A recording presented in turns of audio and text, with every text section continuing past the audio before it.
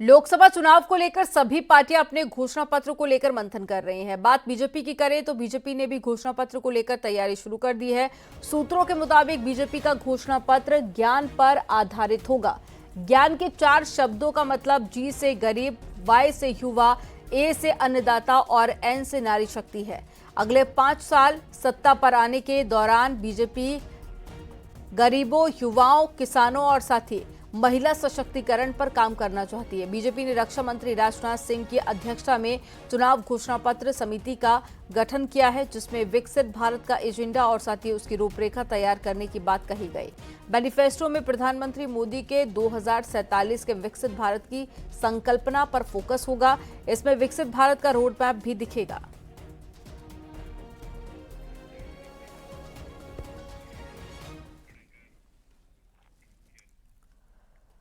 लोकसभा चुनाव को लेकर कांग्रेस ने अपने उम्मीदवारों की नई लिस्ट जारी कर दी है, जिसमें यूपी की 2 और साथी प्रत्याशी यहां पर उतार दिए गए हैं। यूपी की 2 सीटों पर मथुरा से मुकेश धनगर को टिकट दिया गया, तो वहीं सीतापुर से राकेश राठौर को टिकट दिया गया। कांग्रेस ने सीतापुर सीट पर अपना प्रत्याशी बदल दिया है। पहले नकुल दुबे को टिकट दिया गया था, जो कि अब काटकर मुकेश धनगर को चुनावी मैदान में उतारा गया है। मथुरा लोकसभा सीट से मुकेश धनगर को मैदान में उतारा है और बीजेपी की मौजूदा सांसद हेमा मालिनी से उनका मुकाबला होगा।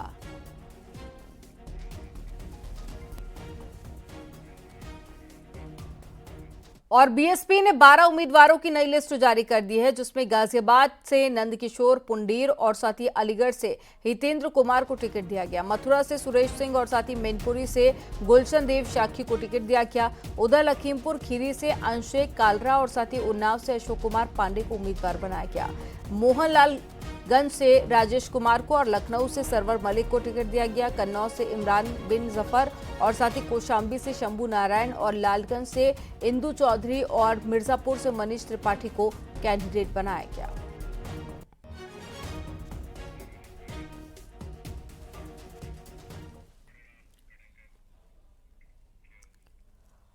पहले चरण में पश्चिमी यूपी की 8 सीटों पर चुनाव होना है। ऐसे में हर पार्टी की नजर जाट वोटर को साधने की है, जिसकी शुरुआत प्रधानमंत्री नरेंद्र मोदी ने मेरठ से की, तो अमित शाह जाटलैंड की जंग में जयंत के साथ में ताल ठोकते भी नजर आए।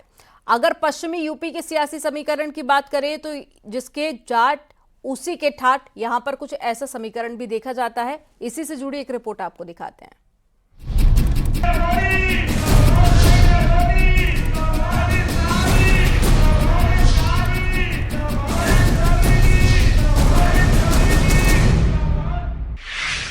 जाटलैंड की जंग में बीजेपी के चाणक्य विपक्ष को चुनौती देने के लिए उतर चुके हैं। किसानों को संदेश देने के लिए मोर्चा संभाल चुके हैं और पश्चिमी उत्तर प्रदेश का समीकरण सेट करने के लिए चुनावी शंखनाद कर चुके हैं। मोदी जी को तीसरी बार प्रधानमंत्री बनाना है या नहीं बनाना है? 400 पार करनी है या नहीं करनी है? 14 की 14 सीटों पर सपा का सुपड़ा साफ करना है या नहीं करना है? ये शाह का अंदाज है, अपने विरोधियों को ललकारने का, उन पर प्रेशर बनाने का, जिसकी तस्वीर आज मुजफ्फरनगर में दिखी। यहाँ अमित शाह ने विशाल जनसभा को संबोधित करते हुए न सिर्फ किसानों का मुद्दा उठाया, बल्कि गन्ना किसानों को मिल रही सुविधाओं का भी जिक्र किया। गृह मंत्री ने कहा, ये सिर्फ चुनाव ही नहीं बल्कि नरेंद्र मोदी को तीसरी बार प्रधानमंत्री बनाने का मौका है। मोदी जी ने गुड़ और गन्ने के इस क्षेत्र के अंदर गन्ने के लिए राष्ट्रीय नीति बनाकर ढेर सारे बदलाव किए। भाइयों और बहनों, आप याद करिए, जब कांग्रेस की सरकार थी, गन्ने की एफआरपी 210 प्रति क्विंटल थी, 210, और आज 340 रुपया प्रति क्विंटल करने का काम मोदी जी ने किया है। उत्तर प्रदेश में अमित शाह का ये पहला चुनावी कार्यक्रम है, जिसके लिए मुजफ्फरनगर को चुना गया। लेकिन मुजफ्फरनगर ही क्यों? इसका एक ही जवाब है, जाट वोट बैंक। यूं तो यूपी में जाट आबादी करीब 3 से 4% है, लेकिन पश्चिमी यूपी में जीत के लिहाज से जाट मतदाताओं की भूमिका कहीं ज्यादा है। पश्चिमी यूपी में मुजफ्फरनगर, मेरठ, बागपत, मथुरा जाट बाहुल्य जिले हैं। 4 जिलों में जाट आबादी करीब 40 से 50% है। पश्चिमी यूपी की 80 सीटों पर जाट वोटर निर्णायक हैं। यही वजह है कि पश्चिमी यूपी में सियासी ठाठ पाने के लिए बीजेपी जयंत चौधरी के साथ मैदान में उतर चुकी है। हम लोगों की प्रतिष्ठा दांव पे लगी है। इन्हें बता देना, ऐसा वोट देना और इस तरीके से जिताकर इनको दिल्ली भेजना संजीव जी को, कि वो लोग जान जाएं मैं पलटा नहीं हूं। इसे पलटना नहीं कहते, इसे पटकनी मारना कहते हैं। पटकनी देनी है।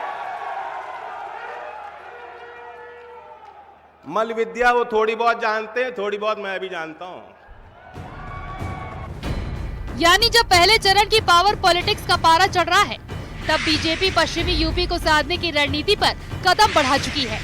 जिसका ट्रेलर मेरठ में दिखा, तो आज मुजफ्फरनगर में पिक्चर भी दिख गई।